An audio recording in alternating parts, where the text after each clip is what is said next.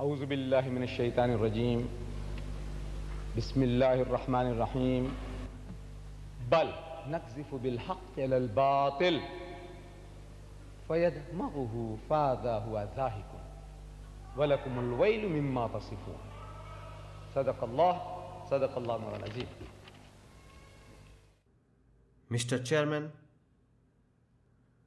সম্মানিত স্পিকার এবং আমার প্রিয় ভাই ও বোনেরা, আজকের সাবজেক্ট হলো যিশু কি ঈশ্বর। এটি বেশ সহজেই সমাধান করা যেতে পারে এর সাথে একটি পাল্টা প্রশ্ন করে। যিশু কি নিজেকে ঈশ্বর বলে দাবি করেছিলেন? তিনি কি বলেছিলেন আমি ঈশ্বর? তিনি বলেছিলেন আমার প্রার্থনা করো? এবং বিশ্বাস করুন mister chairman, ladies and gentleman, যেখানে কিনা স্পষ্ট করে এমন একটিও স্টেটমেন্ট বা বক্তব্য নেই, হোক সেটা তাদের ৬৬টি বইয়ের মধ্যে যে কোনো একটি, অথবা বাইবেলের রোমান ক্যাথলিক ভার্সনের ৭৩টি বইয়ের যে কোনো একটি, যেখানে কিনা যিশু বলেছেন আমি ঈশ্বর অথবা বলেছেন আমার প্রার্থনা করো। এমন কিছুই নেই। আমাকে এমন কোনো প্রমাণ দিলে আমি খুশি হতাম যেটা যিশু নিজের মুখ থেকেই তিনি বলেছেন। এই সিম্পল, সহজ, সরল, স্পষ্ট কোনো স্টেটমেন্ট যে আমি ঈশ্বর অথবা আমার উপাসনা করো। কেননা একজন মুসলিম হিসেবে, এবং আমরা সমস্ত মুসলিমই এটা বিশ্বাস করি যে যীশু খ্রিস্ট ছিলেন ঈশ্বরের অন্যতম একজন সেরা রসুল। আমরা বিশ্বাস করি তার অলৌকিক জন্মে। আমরা বিশ্বাস করি তিনি ছিলেন মেসায়া। আমরা বিশ্বাস করি তিনি মৃতকে জীবিত করেছিলেন ঈশ্বরের ইচ্ছায় এবং সুস্থ করেছিলেন জন্মান্ধ কুষ্ঠরোগীদের ঈশ্বরের ইচ্ছায়। এখানে মুসলিম ও খ্রিস্টানদের মধ্যে সত্যিকারের মূল পার্থক্যটি হল দ্য ডিভিনিটি অফ ক্রাইস্ট। আর সেজন্যেই আমি বলছি যে আমাদের ভাইটি এমন একটিও স্টেটমেন্ট পেশ করতে পারেনি যেখানে যিশু নিজের মুখে তিনি বলেছেন আমি ঈশ্বর অথবা আমার প্রার্থনা করো। তিনি পৃথিবীতে থাকাকালীন কখনোই এমন কোনো স্টেটমেন্ট দেননি। অবশ্য আমাদের ভাইটির সুযোগ আছে। আমার ভাই ষোড়শ পরের বার বলবে। হয়তো সে পরের বার এসে আমাকে বলতে পারে, যদি সে তা প্রথমবার এড়িয়ে গিয়েও থাকে। সবচেয়ে কাছের যে জিনিসটি সে পেশ করতে পারে তা হলো একটি উদ্ধৃতি যা আছে বুক অফ রেভেলেশনে, যা কিনা মনে করা হয়ে থাকে যিশুর বাণী বলে, যে যিশু নাকি বলেছেন I am alpha and omega, মানে আমি প্রথম এবং শেষ। Now this book of Revelation was a dream. এটা ছিল একটি স্বপ্ন, যেখানে কিনা জন সে তার স্বপ্নে দেখেছিল একটি কাল্পনিকতা, যেখানে সে দেখেছে এমন প্রাণী যার কিনা চোখ ভিতরে, আবার চোখ বাইরে, আবার কিনা শিং, এর মধ্যেও চোখ। এসব জিনিস মানুষ তখনই দেখে যখন কেউ বেশি খেয়ে ফেলে, তখনই সে এসব অভিজ্ঞতা লাভ করে। কিন্তু যতদিন যিশু পৃথিবীতে ছিলেন, সেই আলোকে আমরা বিশ্লেষণ করব যে তিনি কি বলেছিলেন এবং কি করেছিলেন। এবার আসি দ্য হোলি ট্রিনিটি বা ত্রিব্যক্তির ধারণায়, যেখানে কিনা খ্রিস্টানদের বেশিরভাগ অংশই, এর মধ্যে রয়েছে অ্যাংলিকান চার্চ, এরপর the Roman Catholic, the Presbyterian, the Lutheran, the Methodist, তাদের প্রায় সবাই একটা জিনিস বিশ্বাস করে, আর তা হলো দ্য হোলি ট্রিনিটি। খ্রিস্টানদের শিক্ষাদানের সময় তাদের গির্জায় তারা বলে থাকে, আমি উদ্ধৃতি দিচ্ছি, যে পিতা হলেন ঈশ্বর, পুত্র হলেন ঈশ্বর, পবিত্র আত্মা হলেন ঈশ্বর, কিন্তু তিনটি ঈশ্বর নয়, একটি ঈশ্বর। এরপর পিতা হলেন সর্বশক্তিমান, পুত্র হলেন সর্বশক্তিমান, পবিত্র আত্মা হলেন সর্বশক্তিমান, তবে তিনজন নয়, একজন সর্বশক্তিমান। এরপর আরও বলা হচ্ছে, আমি কেবল তাদেরকে উদ্ধৃত করছি, বলা হয় পিতা একজন ব্যক্তি, পুত্র একজন ব্যক্তি, পবিত্র আত্মা একজন ব্যক্তি, তবে তারা তিনটি ব্যক্তি নয়, একটি ব্যক্তি। আমি জিজ্ঞাসা করছি, এটা কোন ভাষা? এটা কি ইংলিশ? এটা শোনাচ্ছে ইংলিশ, কিন্তু এটা ইংলিশ নয়। Person, person, person, but not 3%, but 1%। বলি এটা কোন ধরনের ভাষা? আপনাদের মতো ইংলিশ লোকদের কাছে একজন পার্সন বলতে কি বোঝায়? যদি আপনি আমেরিকান ইংলিশম্যানও হন, বলুন what is a person in your language. যদি আপনি এবং আপনার দুই ভাই, দেখতে আপনারা তিন ভাই একই রকম হন, আর আমরাও পারছি না আপনাদের তিনজনকে আলাদা করতে, কারণ আপনারা সবাই দেখতে একই রকম। আপনাদের কোনো একজন যদি মার্ডার করে, তাহলে কি অন্যজনকে ফাঁসিতে ঝোলাতে পারবো? আপনি বলবেন না। আমি বলবো না, কেন? আপনারা তো দেখতে একই রকম। সে তখন আমাকে বলবে যে না, he is a different person. কি জন্যে সে আলাদা? কি তাকে ডিফারেন্ট করলো? সেটা হলো তার পার্সোনালিটি। যদি তার পার্সোনালিটি ডিফারেন্ট হয়, সেও ডিফারেন্ট। এবং যখন আপনারা খ্রিস্টানরা বলে থাকেন যে পিতার নামে এবং পুত্রের নামে এবং পবিত্র আত্মার নামে, আমি বলছি তখন আপনার মনে ভেসে থাকে তিনটি আলাদা ছবি, মাইন্ডে তাই ভাসে। যখন বলেন পিতার নামে, পুত্রের কথা মাথায় আসে না। যখন বলেন পুত্রের নামে, পবিত্র আত্মার কথা মাথায় আসে না। এবং এই তিনটি পিকচারকে কখনোই আপনি একটি পিকচারে ভাবতে পারবেন না। আপনার মাইন্ডে সর্বদা তিনটিই থাকবে যদি না স্মৃতিশক্তি না হারান। এই তিনটিকে আপনি কখনোই এক বানাতে পারবেন না। এই তিনটিই থাকবে।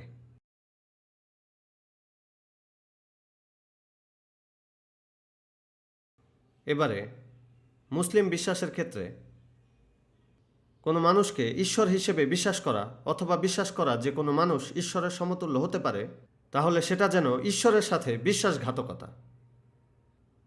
হোক সেটা হিন্দু আইডিয়া যে ঈশ্বর মানুষের রূপ নিয়ে অবতরণ করেন, অথবা হোক তা খ্রিস্টান আইডিয়া যে ঈশ্বর মানুষের রূপ নিয়ে এই পৃথিবীতে আসেন। পবিত্র কোরআনে বলা হয়েছে, لقد كفر الذين قالوا إن الله هو المسيح ابن مريم। যে ব্যক্তি বলে থাকে যে মরিয়মের পুত্র যীশু খ্রিস্টই হলেন ঈশ্বর, সে যেন কুফরি করল। এটা ধর্মের অবমাননা, ঈশ্বরের বিরুদ্ধে বিশ্বাসঘাতকতা। وقال المسيح অথচ মসীহ বলেছিল, يا بني إسرائيل হে ইসরায়েলের লোকেরা, আ'বুদুল্লাহ, ইবাদত করো আল্লাহর, রব্বি ও রব্বুকুম, যিনি আমারও প্রভু তোমাদেরও প্রভু। إنه من يشرك بالله যদি কেউ আল্লাহর সাথে কাউকে অংশীদার করে, فقد حرم الله عليه الجنة তার জন্য জান্নাত হারাম করে দিবেন, স্বর্গে যাওয়া নিষিদ্ধ করে দিবেন। অমা ওয়াহুন নার, এবং তার ঠিকানা হবে জাহান্নাম। وما للظالمين من أنصار। আর জালিমদের কোনো সাহায্যকারী নেই। এবং জিজাস ক্রাইস্ট তিনি কথা বলেছেন স্বর্গের পিতার ব্যাপারে, যিনি আমারও পিতা এবং তোমাদেরও পিতা। বারবার গসপেল অফ সেন্ট ম্যাথিউতে তার সেই কথার উল্লেখ রয়েছে, চ্যাপ্টার 1 ভার্স 1 থেকে। আপনার একটি বাক্যাংশ দেখতে পাবেন যেখানে তিনি বলছেন তোমার পিতা, তোমাদের পিতা, ইয়োর ফাদার, দাই ফাদার। 13 বার বলেছেন। এরপর প্রথমবার তিনি বলেছেন আমার পিতা। এটি একটি অদ্ভুত পরিস্থিতি যে 13 বার এই লোকটি আপনাদেরকে বলছে যে সর্বশক্তিমান ঈশ্বর সবার পিতা। তিনি হলেন স্রষ্টা, পালনকর্তা, উদ্ভাবক, সকলের লালন পালনকারী। রূপক অর্থে তিনি সবারই পিতা, বাট ফিজিক্যালি তিনি কাউকে জন্ম দেন না। কেননা কাউকে জন্ম দেয়া একটি প্রাণীর কাজ। এটি যৌনতার নিম্নতর একটি প্রাণীর কার্যাবলী। এবং আমরা আমাদের ঈশ্বরের প্রতি এ ধরনের সমতা আরোপ করব না যে ঈশ্বর নাকি সন্তান ধারণ করেছেন, যদিও খ্রিস্টানরা এগুলো বারবার বলেই যাচ্ছে, ঈশ্বরের পুত্র, সন অফ গড। তাহলে কি বলবেন আদমকে? তার পুত্রের সংখ্যা কতজন? খ্রিস্ট ধর্মের বেশিরভাগ অংশই এর উত্তরে বলবে 1। বলি আপনারা পড়ছেন না বাইবেল, আপনারা ঠিকমতো বাইবেল পড়েন না। আপনারা কি জানেন ঈশ্বরের অসংখ্য টন পুত্র রয়েছে এই বাইবেলে? অসংখ্য টন। আপনারা জানেন যে টন হলো ওজন মাপার পুরনো জিনিস। জেনেসিস চ্যাপ্টার 6 ভার্স 3 এখানে বলা হয়েছে ঈশ্বরের সন্তানরা যখন মেয়েদেরকে সুন্দরী দেখলো তখন তারা যাকে ইচ্ছা তাকেই বিয়ে করতে লাগলো। আর যখন ঈশ্বরের সন্তানদের সঙ্গে এই মেয়েদের মিলনের ফলে যে সন্তানদের জন্ম হলো তারা ছিল পুরনো দিনের নাম করা শক্তিশালী লোক। এরপর বুক অফ এক্সোডাস ঈশ্বর বলেছেন ইসরায়েল হলো আমার পুত্র, এমনকি প্রথম পুত্র। এরপর বুক অফ জেরেমায়া ঈশ্বর বলেন ইফ্রাহিমও নাকি তার পুত্র, এমনকি প্রথম পুত্র। এরপর নিউ টেস্টামেন্টেও আমাদেরকে বলা হয়েছে যে যারাই ঈশ্বরের আত্মার পরিচালনায় চলে তারাই ঈশ্বরের পুত্র। Every Tom, Dick and Harry. যদি আপনি ঈশ্বরের প্ল্যান ও ইচ্ছা অনুযায়ী চলেন আপনি একজন গডলি পারসন। সেটাই ইহুদিদের ভাষায়, তাদের পরিভাষায় তারা বলে থাকে যে ঈশ্বরের পুত্র, অর্থাৎ একজন ধার্মিক ব্যক্তি। কিন্তু খ্রিস্টানরা বলে no no no no no, Jesus is not like that. যিশু তেমন নয়, যিশু হলেন জন্মদাতা পুত্র, সৃষ্টি নয়। তাই আমি জিজ্ঞেস করছি, এটা আমাকে বুঝিয়ে বলুন। আমি ইংরেজি ভাষী লোকদের জিজ্ঞেস করছি, প্লিজ আমাকে বলুন এগুলো বলে আপনারা কি বোঝাতে চাচ্ছেন। যখন আপনারা আমাকে বলছেন যে তিনি জন্মদাতা পুত্র, সৃষ্টি নয়, এর দ্বারা আমাকে আপনারা কি বোঝাতে চাচ্ছেন? এবং বিশ্বাস করুন 40 বছরে আজ পর্যন্ত কোনো খ্রিস্টান আমার কাছে এ বিষয়ে মুখ খুলতে পারেনি, আমাকে বলতে সক্ষম হয়নি যে এর অর্থ কি। একবার একজন আমেরিকান, তবে ব্রাদার সরোস নয়, একজন আমেরিকান বলেছিল যে সেখানে ঈশ্বরের ছায়া পড়েছিল। আমি বললাম হোয়াট? সে তখন বলল নো নো নো, আমাকে জিজ্ঞেস করলেন এর অর্থ কি, আমি কেবল এর অর্থই বললাম। এর মানে এই নয় যে আমি বিশ্বাস করি যে ঈশ্বর সন্তান জন্ম দিয়েছেন। সো এটি যিশুর কাছে ও মুসলিমদের কাছেও একটি ধর্মের অবমাননা এটা বলা যে যিশু হলেন ঈশ্বর। কিন্তু এবার খ্রিস্টীয় দৃষ্টিকোণ থেকেও এটি একটি ধর্মের অবমাননা। আপনারা দেখবেন যে খ্রিস্টানরা, হোক তারা অর্থোডক্স খ্রিস্টান, অ্যাংলিকান, মেথডিস্ট, রোমান ক্যাথলিক সহ সবাই তারা বিশ্বাস করে ত্রিব্যক্তি বা হোলি ট্রিনিটিতে। তারা বলে থাকে যে যিশু হলেন এই ট্রিনিটির দ্বিতীয় ব্যক্তি। আপনি কখনোই এটা শুনতে পাবেন না যে কেউ বলছে শুরুতে পুত্রের নামে, এরপর পিতার নামে, এরপর পবিত্র আত্মার নামে। কখনোই শুনবেন না পবিত্র আত্মার নামে, পুত্রের নামে, এরপর পিতার নামে। নেভার। কখনোই শুনবেন না পুত্রের নামে, পবিত্র আত্মার নামে, এরপর পিতার নামে। এটা সর্বদাই হয়ে থাকে প্রথমে পিতার নামে এবং পুত্রের নামে, এরপর পবিত্র আত্মার নামে। যিশু সর্বদাই দ্বিতীয় ব্যক্তি এই ট্রিনিটির। খ্রিস্টানদের মধ্যে কখনো কেউ যদি এই কথা বলে যে যিশুই হলেন পিতা, তবে এটি একটি ধর্মদ্রোহিতা। খ্রিস্টান চার্চের মতেই। আর মুসলিম হিসেবে যে কোনো সৃষ্টিকে ঈশ্বর হিসেবে মানা হলো ধর্মদ্রোহিতা, কুফর। কিন্তু খ্রিস্টান ধর্মীয় দৃষ্টিকোণ থেকে, তাদের চার্চের দৃষ্টিকোণ থেকেও, অ্যাংলিকান, মেথডিস্ট, লুথারান সহ সকলেই যদি তাদের মধ্যে যে কেউ এমন কথা উচ্চারণ করে যে যিশুই হলেন পিতা, তাহলে সেটি হবে একটি প্রাচীন ধর্মদ্রোহিতা, যা কিনা কড়াভাবে নিন্দা করা হয়েছিল 1000 বছর আগে। আর সেটি পরবর্তীতে রোমান ক্যাথলিক চার্চ দ্বারা প্রতিহত করা হয়েছিল, কেউ যদি এমনটা বলে। আর আমাদের ভাই ষোড়শ, মাই ব্রাদার ষোড়শ, আমি জানি না কেন সে বিষয়টি লুকিয়েছে, যে সে অ্যাকচুয়ালি বিশ্বাস করে যে যিশুই হলেন পিতা। তার বইতে রয়েছে the liberated Christian. In case সে আনতে ভুলে যেতে পারে, কিন্তু আমি সাথে করে নিয়ে এসেছি the liberated Christian. The liberated Palestinian, আমি দুঃখিত, with the star of David in the background. আমি জানি না এটা কি ইহুদিদের কাছ থেকে মুক্তি, না কার থেকে লিবারেটেড, নাকি খ্রিস্টানদের মুক্তি। সে বলেছে, আমি 80 পৃষ্ঠা থেকে উদ্ধৃত করছি, সবচাইতে প্রেমময় স্বর্গীয় পিতা, আমি ধন্যবাদ জানাই আমার জীবনে যেই অলৌকিক কাজ তুমি করেছ। তার মধ্যে সবচেয়ে বড় অলৌকিক যে কাজটি তুমি করেছ তা হলো তুমি আমার জন্যে আমাকে ভালোবেসে মারা গিয়েছ। কে? দ্য ফাদার, পিতা তার জন্যে মারা গিয়েছে। এবং এটি চার্চের ইতিহাসে একজন মাস্টার অব ডিভিনিটি হিসেবে ব্রাদার ষোড়শ এটা জানে যে এটি একটি প্রাচীন ধর্মদ্রোহিতা, যাকে বলা হয় প্যাসিনিজম বা মোনাকিয়ানিজম অথবা সেবিলিয়ানিজম।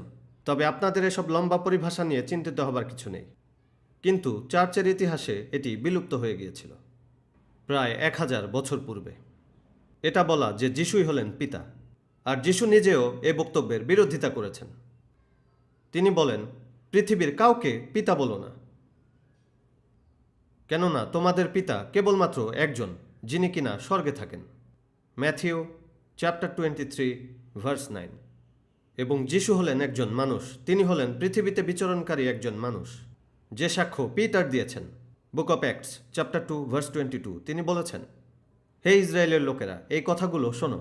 নাজারাতের যিশু হলেন একজন মানুষ, ঈশ্বর মনোনীত। তিনি একজন মানুষ। তিনি আমাদেরকে দেখিয়েছেন অলৌকিক কাজসমূহ, যা ছিল ঈশ্বরের দ্বারা, যা তিনি করেননি, সেগুলো ঈশ্বর করিয়েছেন। সর্বশক্তিমান ঈশ্বর তা করতে ব্যবহার করেছিলেন যিশুকে, যা ঈশ্বর তার দ্বারা তোমাদের মধ্যে করিয়েছিলেন, যা তোমরা নিজেরাও জানো। So he is not the father. তিনি ইহুদিদের উদ্দেশ্যে বলেন, তোমরা কখনোই না শুনেছ তার কণ্ঠস্বর, ঈশ্বরের কণ্ঠ। At any time you have not heard the voice of God any time. না কখনো দেখেছ তার রূপ বা আকার আকৃতি। At any time. ইহুদিরা তো তাকে দেখেছিল, তার কথাও শুনেছিল। তারা তার বার্তা গ্রহণ করেনি, কিন্তু তারা তার কথা শুনেছিল। তারা বধির নয়, সমস্ত ইহুদি। তারা বার্তার রিয়্যাক্টিং করছিল, তার কথা শুনছিল, তাকে শুনেছিল আর তাকে দেখেছিল।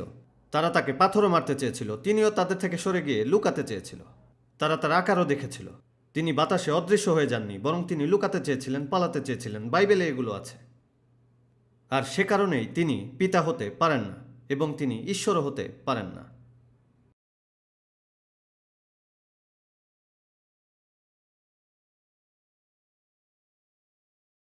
বাইবেল আমাদেরকে দিয়েছে একটি টেস্ট, যে কোন জিনিস ঈশ্বর নয়, হোয়াট গড ইজ নট। যেমনটি ইসলামে, কোরআনেও আমাদের কেমনটি বলা হয়েছে যে কোনটি ঈশ্বর নয়। ليس كمثله شيء ঈশ্বর এমন নন যাকে আপনি ভাবনায় বা কল্পনায় আনতে পারেন। যাকে ভেবে কল্পনায় আনা যায় সেটি তিনি নন। আমাদেরকে জানানো হয়েছে ঈশ্বরের 99টি গুণাবলী, যে তিনি হলেন দয়ালু, করুণাময়, ন্যায়পরায়ণ, পবিত্র, 99টি। তবে কিছু বিষয় আছে যেখানে বলা হয়েছে তিনি এমন নন বা তেমন নন। আর বাইবেলও আমাদের বলেছে যে কোনটি ঈশ্বর নয়। এটি বলা হয়েছে book of job chapter 25 verse 4-6। তাহলে কিভাবে মানুষ ঈশ্বরের কাছে নির্দোষ হতে পারে?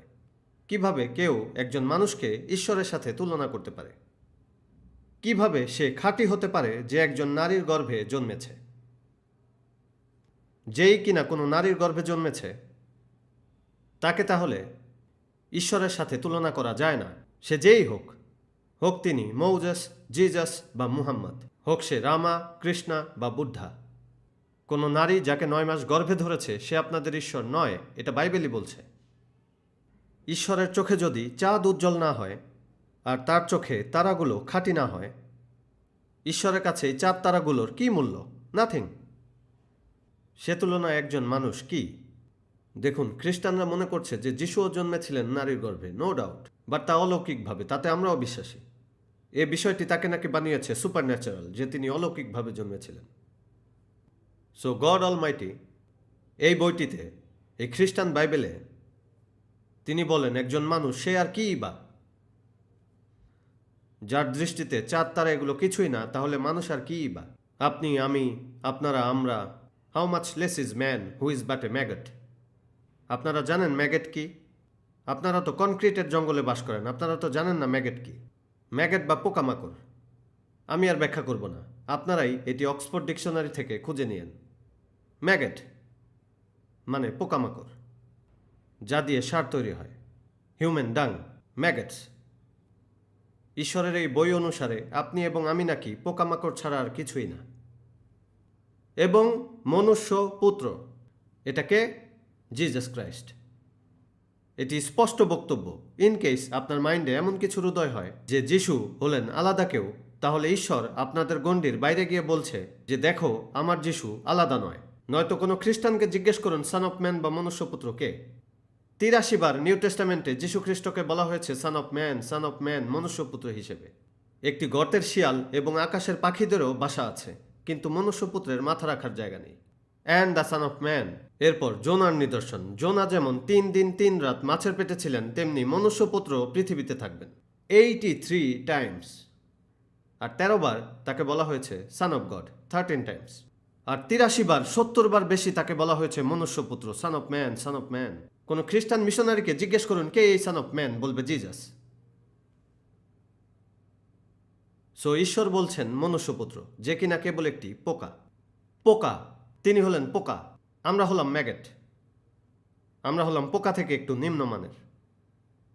তিনি একজন পোকা। অন্য কথায়, নারীর গর্ভে যেই জন্মেছে তাদের দিয়ে ভুল বুঝবেন না। এবং বাইবেল আমাদের বলছে, gospel of Saint Luke chapter 2 verse 21, যে যখন তার 8 দিন পূর্ণ হলো তখন তাকে খতনা করানো হলো। ঈশ্বরকে খতনা করানো হচ্ছে।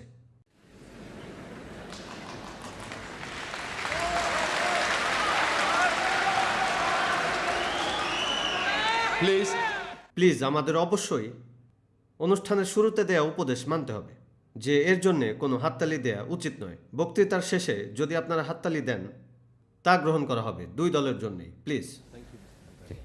যখন তার 8 দিন হলো তখন তাকে খতনা করানো হলো। আর ফেরেশতা তার নাম রাখলেন যিশু, যখন তিনি তার মায়ের গর্ভে ছিলেন। মায়ের গর্ভে কে ছিলেন? জিজাস। কিভাবে তিনি বের হয়ে এলেন? আপনার আমার মতো। কে? ঈশ্বর।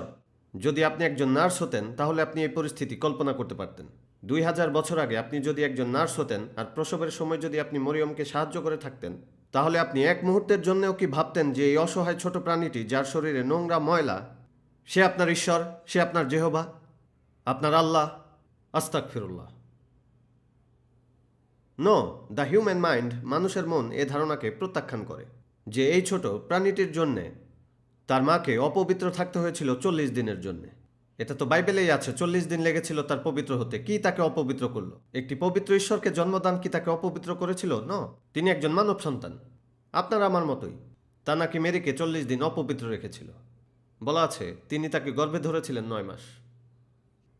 দি অ্যাংলিকানরা আজ ইংল্যান্ডে তারা একটু বেশি যুক্তিসঙ্গত এই ইভাঞ্জেলিস্টদের তুলনায়।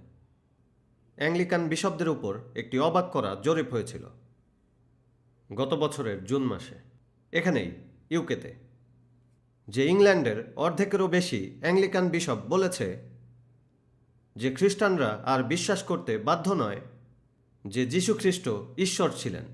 No more, you don't have to believe. কেননা আপনাদের স্যালভেশন বা পরিত্রাণ এর উপরই নাকি নির্ভর করছে। কারণ একজন খ্রিস্টান হিসেবে আপনি যদি পরিত্রাণ পেতে চান তাহলে আপনাকে বিশ্বাস করতে হবে যে যীশু ঈশ্বর হিসেবে মারা গিয়েছিলেন। কেননা একজন মানুষ পৃথিবীর সমস্ত পাপ বহন করতে পারে না। তিনি নাকি ক্রুসিফাইড হয়ে মারা গিয়েছিলেন। আর আমরা বলি তারা তাকে হত্যাও করেনি, ক্রুসিফাইডও করেনি। আমরা এটা প্রমাণ করেছিলাম এখানে জুলাই মাসে, আমরা সেদিকে যাচ্ছি না। কিন্তু একজন খ্রিস্টান হিসেবে তাকে অবশ্যই বিশ্বাস করতে হবে যে যীশু মারা গিয়েছিলেন ঈশ্বর হিসেবে, মানুষ হিসেবে নয়। কেননা একজন মানুষ পৃথিবীর সমস্ত পাপ বহন করতে পারবে না। তাহলে কি ঈশ্বর মারা গিয়েছেন? প্রশ্ন করছি, আপনি কি বিশ্বাস করেন ঈশ্বর মারা গিয়েছেন? আপনারা বলেন যে তিনি চির অমর, আর তিনিই মরে গেছেন। আর যখন তিনি মারা গিয়েছেন তখন তার সৃষ্টির কি হয়েছিল? এই যে পাওয়ার, এটা কোত্থেকে আসছে? এই পাওয়ার এই হলের ভেতর এটি আসছে সাবস্টেশন বা হেড স্টেশন থেকে। সেই সুইচ বন্ধ করে দিলে বাকি সুইচ দিয়ে কি করবেন? ফিনিশ। তখন আপনারা চলে যাবেন অন্ধকারে। যদি সর্বশক্তিমান ঈশ্বরের আলোয় নিভে যায় তাহলে কে পরিচালনা করবে এই ইউনিভার্স? তাহলে পৃথিবী কে চালিয়েছিলেন 3 দিন 3 রাত? যেমনটি খ্রিস্টানরা বলে থাকে তিনি ছিলেন মৃত। For 3 days and 3 nights. For 3 days and 3 nights who was controlling the universe? Who? No. আমি বলি জিজাস ক্রাইস্ট কখনোই কোনো সময়ে দাবি করেননি আমি ঈশ্বর অথবা আমার প্রার্থনা করো। বরং এর বিপরীতে তিনি বলেছেন আমার পিতা হলেন আমার থেকে মহান। তিনি বলেছেন আমার পিতা তিনি হলেন সবার থেকে মহান। John chapter 20 verse 29। তিনি বলেছেন আমি আমার নিজে থেকে কিছুই করতে পারি না। John chapter 5 verse 30। তিনি বলেন আই ক্যান ডু নাথিং। অথচ ঈশ্বর করতে পারেন সব কিছু। একটা জিনিস ব্রাদার সরোজ বলছিল যে ঈশ্বর তিনি পারেন একজন মানুষ হতে, তিনি পারেন সব কিছু। আমি বলি তিনি সব কিছু পারেন না। আমি কি ঈশ্বরকে লিমিটেড বা সীমাবদ্ধ করছি? না, আমি আপনাদের ও লোকদেরকে চ্যালেঞ্জ করছি, আপনারা আমাকে প্রমাণ করবেন যে সর্বশক্তিমান ঈশ্বর তৈরি করতে পারবেন আরেকজন ঈশ্বর। তিনি সৃষ্ট নন, তিনি কি পারবেন আরেকজন অসৃষ্ট বানাতে? তিনি অনন্ত, শুরু থেকেই যার কিনা কোনো শুরু ছিল না। কিভাবে তিনি সৃষ্টি করবেন তার সমতুল্য কাউকে? কোথায়? কিভাবে? যখনই তিনি কাউকে সৃষ্টি করবেন তা হবে সৃষ্ট। দ্যাট মিন্স তিনি সৃষ্টি করতে পারবেন না কোনো অসৃষ্ট।